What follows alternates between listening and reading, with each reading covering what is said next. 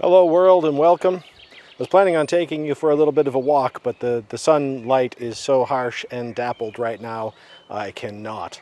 I'm just having a wee play with my early Christmas present, which is a Osmo Pocket 3, which is loads of fun, having a lot of fun with that. So today's video is going to be in two parts and a little bit different than my normal videos. So I've got an editing portion, which will come later, and before that I actually captured some footage in the field, and so I've got a little bit of a few minutes of me kind of getting the image and then moving on into processing it.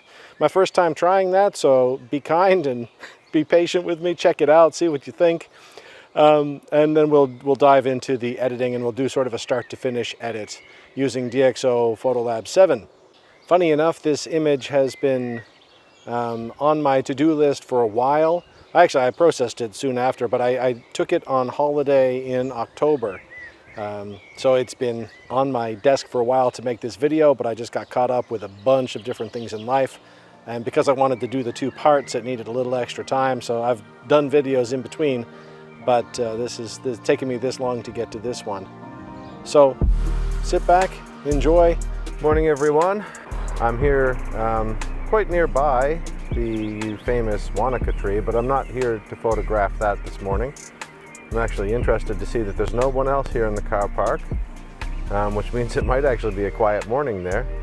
But I'm going to be going just a little bit past that, just a little. In a lot of photos of the Wanaka tree, you can see a small island called Ruby Island, and it just sits out there a little bit, and it often sort of lights up and makes a nice contrast to the large mountains behind.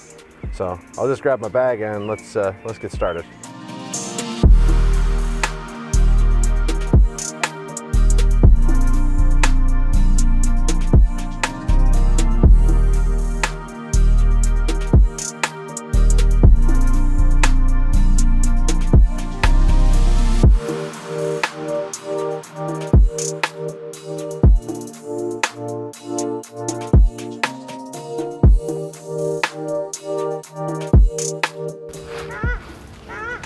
Right, so no doubt you can hear the paradise shell ducks in the background doing their little squawk, but I'm here on the location that I want to try this from. I'm not 100% convinced. You can see the sun's just starting to hit the top of the mountains. I've still got a few minutes before it makes its way down to the island, which of course I want that to be in light as well. So yeah, I've got to hurry at this point. You kind of have the bird's eye view across my main camera looking out there, but of course the main camera's got I think it's 70 to 210. I always question myself whether or not things are 70 or 80, but I think it's 70 to 210. It's a Tamron f4. It's a f-mount lens just adapted on there. It's one that I'm just trying out because it seemed like I don't need anything too super fast. I just need something reasonably sharp and not too heavy.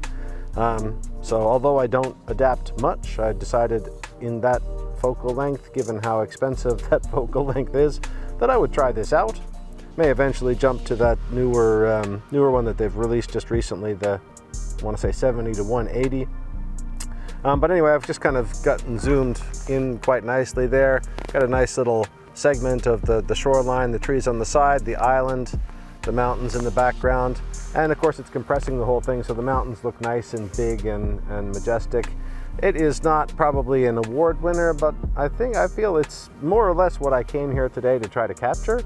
You know, lots of times when you're on holidays, you gotta take what you can get, you know, you just don't have an opportunity to get award winners. So not that I get them that often anyway, but yeah, you get the idea. I think it's a decent shot, and we'll put it up just shortly. I ended up shooting it in a couple of different places, and we'll see what those look like. I started out more around the 100-110 space. But then I just worried that I had just a little bit too much. Oh, look at the ducks go. Look at them go. I felt like I had just maybe a little bit too much on the what's that, left-hand side of the frame in those trees and whatnot, which I liked, but it just felt like it might be just a bit too much. So I zoomed in a bit more to 135, made it all a little bit tighter, and yeah, I think I'm gonna mark this as a success. It's been an absolutely gorgeous morning. I mean, as I said back at the car when it was still dark, it was a brisk morning. My hands were freezing for ages. I had gloves on, but of course it's that age-old trouble of the fact that you're trying to do things so you can't actually put the gloves on. Yeah, I had an absolutely beautiful morning of it. So I think I'll probably just pack up and make my way back to the car now, head back to, those ducks are so squawky, head back to the room and get myself some breakfast. So I'll jump from here to me kind of taking a look and editing the photos.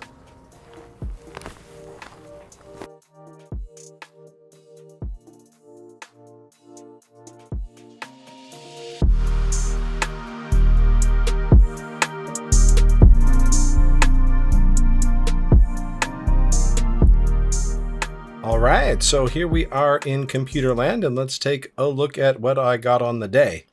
Now, the first thing I can tell you straight away is that I did an abysmal job of framing this thing up on site. So if I just have a quick look, so the first few shots are not even, they're blurry because I obviously handheld as I was just kind of thinking about what I was going to do. These ones were actually on a tripod. I had a notion of including a bit more of the water. But these early shots, I had this island plonked right in the center in what I will call a rookie mistake. Obviously, it's also a little bit crooked, but I'm not too worried about that. But just the placement of the island just is not right. Now, luckily, as I went on, I did zoom in a bit, but in my opinion, I never did zoom in enough. If I come to about here-ish, no, that's still on 110. I'm looking up here to see the data. That was kind of my basic shot was 110. Again, why I thought I would plunk that right in the center, I am not certain. Maybe I wanted more of this splendor. I don't know, but I don't like it after the fact, I can tell you that. And obviously I had some inkling because I did eventually zoom into 130. Let's just see. So that's definitely a better framing, I would say. I'm just curious. I can't recall if this is... No, so that's not cropped. So that is the framing I did. So that's an improvement, but it still didn't quite feel like really what I wanted in the end. So after having a look, I have arrived on this one, and this is sort of the finished image having had an edit applied to it. So that's what I'm going to be showing today, is how I got from my raw file to this, which is not a huge journey, but I think some good steps along the way to think about the processing part of things. So I've got here 130 millimeters, as many of them were, and then I, even in post-processing, took ages. I'll just drop this opacity here, see, so we can see a little bit more. So it's not... You know, I would have liked to have done more of this in camera so as to maintain more pixels. But that said, at 4,500 pixels by, I can still get a pretty nice size print out of that if I were so inclined. So it's not the end of the world, but obviously, ultimately, I would be happier if I had done a better job of composing my image straight in camera and saving some of those pixels, not needing to throw quite so many away. I'm only on a 24 megapixel camera, so I don't have as many megapixels to throw away as some out there might with some of the newer cameras. So that's that. I'll close this. This one that's marked with green, that's the one I'll be working on. And of course, I'll just start out by resetting. Oh, actually, I'll do a virtual copy. Create virtual copy right here. So that's my copy.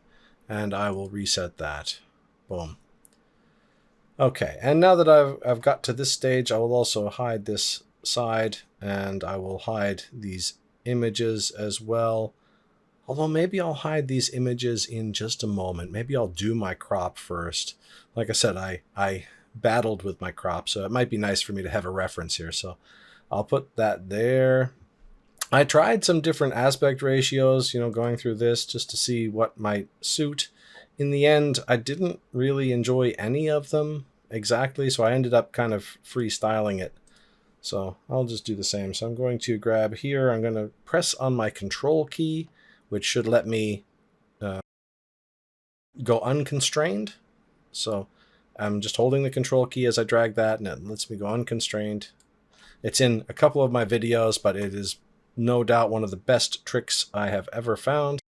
I'm going to bring this side in as well because I want to kind of have probably this third line here-ish, somewhere about there.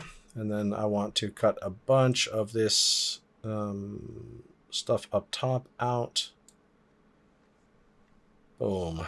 So let me just have a quick, I'm going to bring that up because I like to be able to see it that way.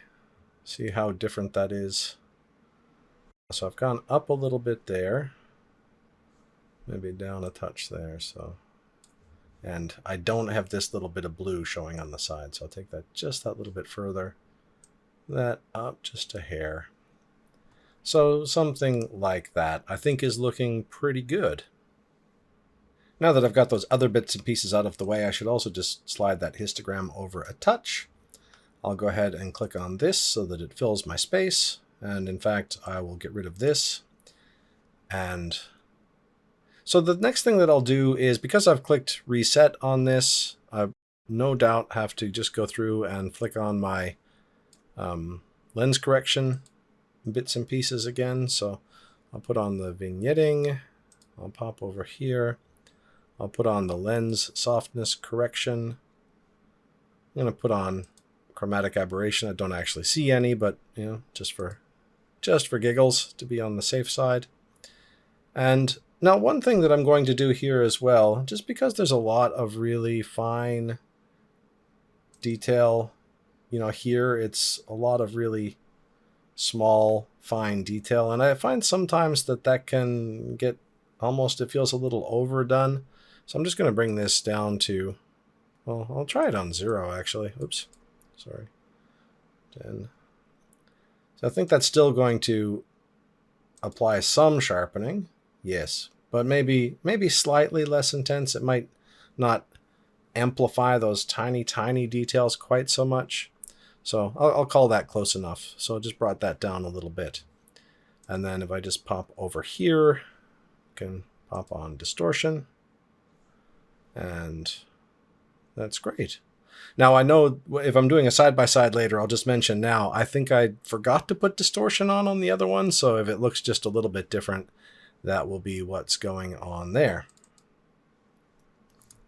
How much of a difference did it make? Distortion off, distortion on. Made a reasonable little bit of difference. Right, so as I head into the edit proper, I'm going to head to the color tab first. And I often start here because I find, especially with the color renderings, there's a bit of tone adjustment, you know, depending on what you choose there. And then, of course, that impacts what I think about the exposure and what I want to do in that space. So I usually come in here and put that on first. So I'll flick this on. It's going to give me the DxO camera profile, but I'm going to come down here and pop on natural. And then I'm also going to just come up here and put that to cloudy. Just to give, because it is, I want to sort of try to capture some of that warmth that was going on in the morning. And I just feel like that is a little bit more representative of how it felt to me.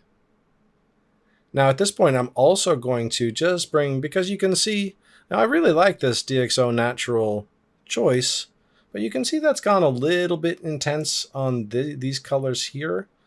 So I just want to start to try to balance that a bit. So I'm going to come down here, and in the global HSL space, I'm going to adjust my saturation and vibrancy.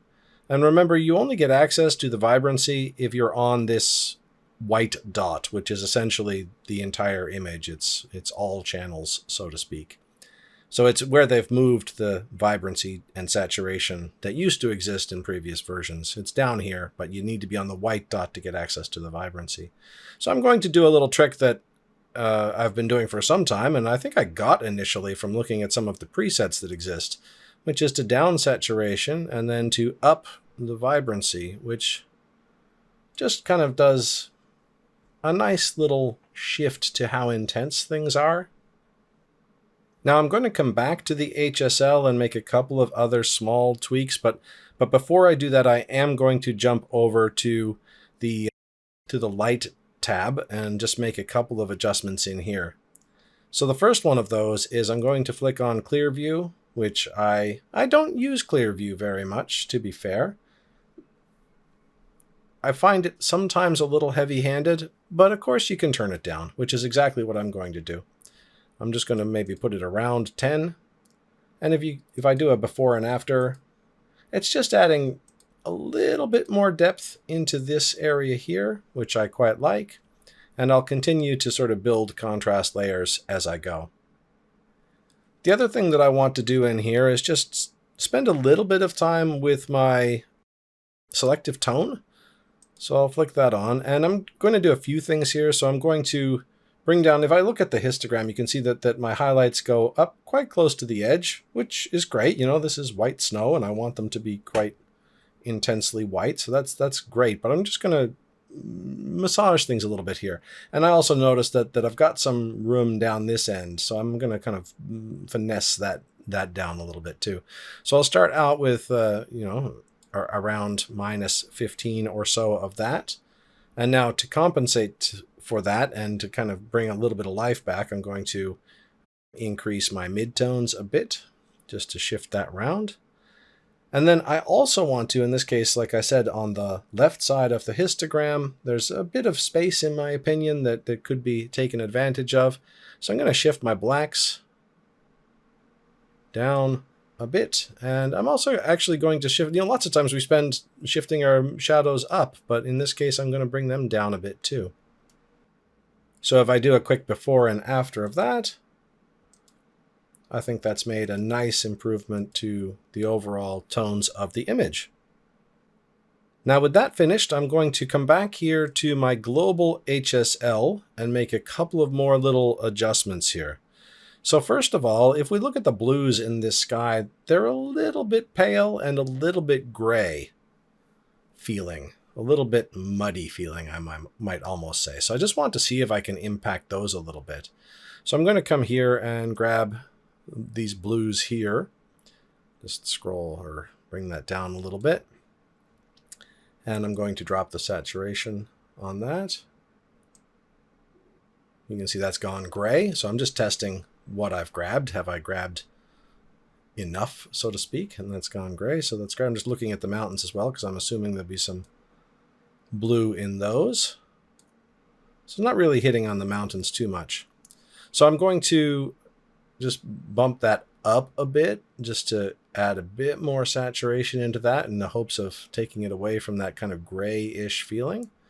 And I'm going to add some luminance to it as well. Just lighten it all up. Again, just trying to take that kind of muddy grayish feeling away from it a little bit. Just going to see how I feel about just a little bit of a twist down this way too. I'm going to take a twist up this way. Just having a peek there. Yeah, I'm going to give it the tiniest hair of a twist down that way, but not much.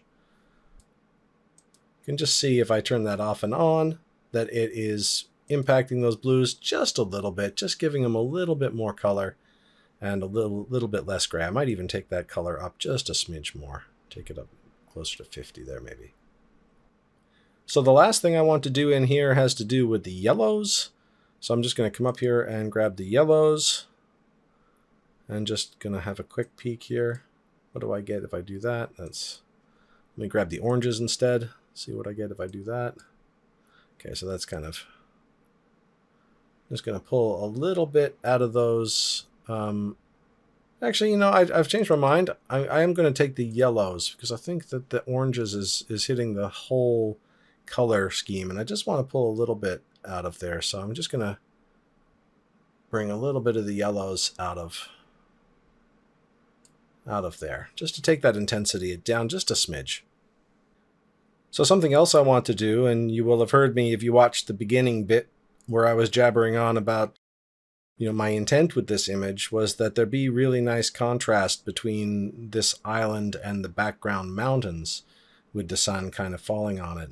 And, you know, there certainly is some contrast there, but I feel like it's not quite what I hoped for. I had hoped for more of what we're seeing here, or even here, but this is just losing a bit of that. So I'm going to cheat a little bit and add a little bit of that in to the island so that it's more matching with that tree and that. So we'll come here to the local adjustments, and I'll just bring this up so that I can see my adjustments, and I will grab control points. And I think because of the nature of this image, I'm going to get away with just that and that. And as I do that, you can see there's a little bit of spill there. You can see it's going into the water just a smidge, and you can see it's going up onto the mountains just a smidge. But I think that I can get away with that. I think it's going to work perfectly fine for what I'm trying to do. So the first thing I'm going to do with this is to bump the contrast up just a little bit. And actually, maybe I'll turn this off so that the stuff on the screen kind of goes away. But so I've chosen this, so I'm still going to be able to impact this, but I don't have the actual controls on there, which is my sort of preferred way of doing it. So I want to increase my contrast. I'll slide down here, and I'm going to put my contrast up quite a bit. You know, somewhere around there. And then I also want it to be a bit warmer. So I'm just going to pop this up maybe to about there-ish. That feels to me like it's kind of matching with the tones of this here, and it's also contrasting really nicely with the background. And as I said, when I was doing the selection, we could see a little bit of that kind of color going outside the island, but in fact, it seems like a pretty tidy selection to me. Let me turn this off and turn this on. And I don't see much that's actually changing much outside, except for a little bit of contrast down here, which I actually enjoy. So that's entirely fine. So I guess it's one of the tips that I would give with control points, control lines, is put them on and try your adjustments before you get too worried about fine-tuning them, because lots of times it's actually going to work out. And then if you do need to fine-tune them, then you can always just come here and try shifting your chroma or your luma, often by just a few points one way or another. But in this instance, I don't need that. Now, the last thing I'm going to do is to add a control line. Now, good point here. If I just grab control line, as everything is right now, and click on here, you'll notice that I have just added a control line onto my control point here. And that's not what I wanted to do. I wanted to have its own set of controls and for it to be separate. So I'm just going to undo, and you can see that's come away again. So now what I just need to do in this instance is just come here and click on the plus, and now it's going to give me a new independent control line, which I'll kind of plonk like that-ish. I'll plonk this down here. Cool, so that should be fine for what I'm hoping to do. And that is essentially, I'm going to, first of all, just up my contrast on this water a bit. Appearance, I find, a little bit higher contrast will often increase that sense of glassiness. And the other thing that I want to do is just to come down here and grab the all channels and just up my vibrancy a little on the water, which is just going to add just a little more color to where these sections of yellowy orangey are coming through.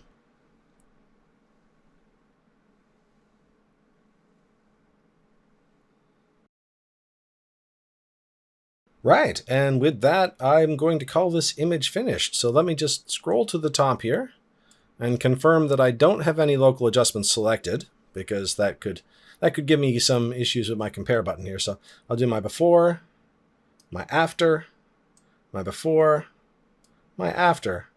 I'm really happy with this edit. This has more or less achieved what I was imagining when I went to that location. So yeah, really pleased. Let me know in the comments what you think of the image. Also, let me know, you can do that by way of the good old thumbs up if you thought that the format, the different format where there's a bit of footage from the field, no doubt I will get better at my footage from the field. I'm willing to say that this was very much my first attempt at this, and it might have been a bit rough around the edges. But I like that idea of having a bit of time, a bit of footage from the field, and then coming and editing the image. So hopefully you like that too. We thumbs up if you did. Otherwise, thanks so much for watching, and I will talk again soon. Bye for now.